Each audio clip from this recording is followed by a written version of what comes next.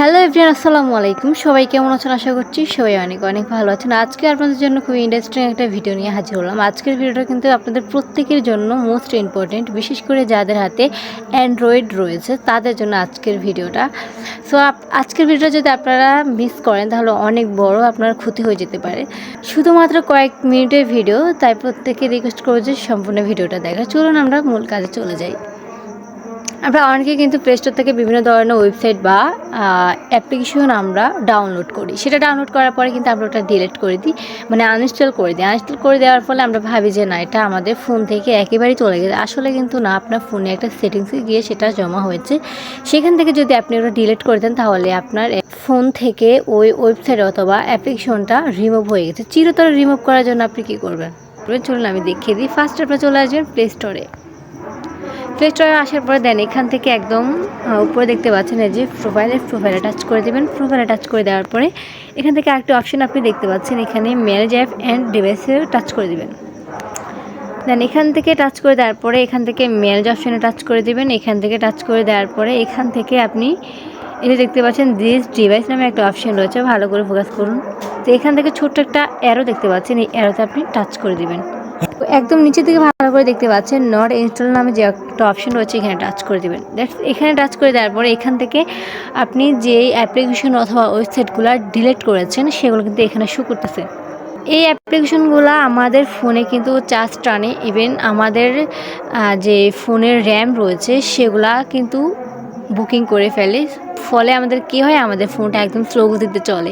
তো আপনারা সঠিক নিয়মে অ্যাপ্লিকেশনগুলো যখন ইনস্টল করবেন এগুলো আনইনস্টল করার ট্রাই করবেন একদম সঠিক নিয়মে। তো ডিলিট করবেন কীভাবে? ডিলিট করার জন্য এখানে টাচ করে দেবেন। এগুলো যদি আপনার টিকমার্ক দেওয়া হয়েছে তাহলে আপনি কী করবেন, একদম কর্নারে দেখতে পাচ্ছেন ডিলিট বক্স নামে একটা অপশন রয়েছে, ডিলিট বক্সে টাচ করে দেবেন। তারপর এখানে দেখতে পাচ্ছেন এই যে রিমুভ, এখানে টাচ করে দিলে কিন্তু আপনার অ্যাপ্লিকেশন অথবা ওয়েবসাইট চিরতরে রিমুভ হয়ে যাবে আপনার ফোন থেকে। এখান থেকে আমি রিমুভ অপশন টাচ করে দিলাম, এটা রিমুভ হয়ে গেছে। এই যে দেখতে পাচ্ছেন 25টা অ্যাপ আমি রিমুভ করেছি।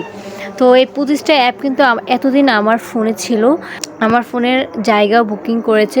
ইভেন আমার ফোনে যে চার্জগুলো এগুলোও কিন্তু দ্রুত টানে। সো আমি একটা ভিডিওতে দেখেছিলাম আপনাদের যে এই অ্যাপ্লিকেশনগুলো আমাদের ফোনে কি পরিমাণ চার্জ যে কাটে তা বলার মতো না।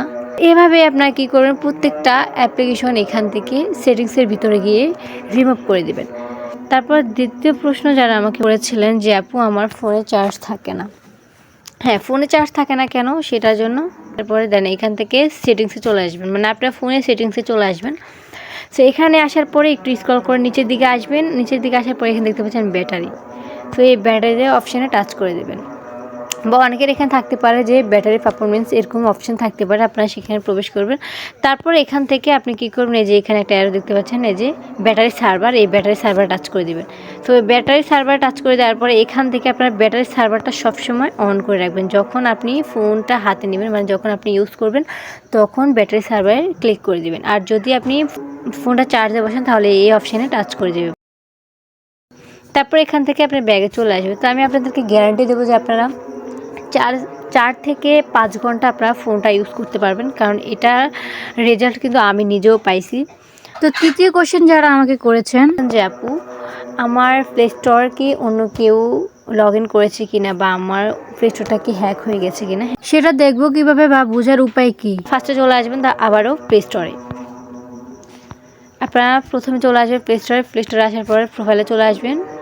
দেন প্রোফাইলে আসার পরে একটা অপশান দেখতে পাচ্ছেন প্লে প্রোডাক্ট, এই অপশানে আপনারা কী করবেন, টাচ করে দেবেন। ওকে, এখানে টাচ করে দেওয়ার পরে এখানে কিন্তু আমার এটা একদম টিক মার্ক উঠেছে। যাদের এখানে টিক মার্ক ওঠে না আপনারা বুঝবেন যে আপনাদের এটা কিন্তু হ্যাক হয়ে আছে। সো এটা ঠিক করবেন কিভাবে সেটা সলিউশন দিয়ে দিই।